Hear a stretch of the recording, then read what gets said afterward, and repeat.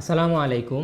সাধারণত বড় কোরআন শরীফ একসাথে সবখানে বহন করা যায় না, এবং যারা অফিস আদালতে চাকরি করেন, অবসর সময়ে কোরআন শরীফ পাঠ করতে চান, তাদের জন্য আমাদের এই কোরআন শরীফটি হবে বিশেষ সহায়ক।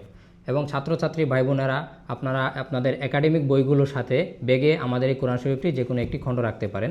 এতে করে আপনার কোরআন তেলাওয়াত করার অভ্যাসটিও নিয়মিত হয়ে যাবে। আপনাদের জন্য আমরা নিয়ে এসেছি 30 খণ্ডে 30 পারা কালার কোটেড এই কোরআন শরীফটি।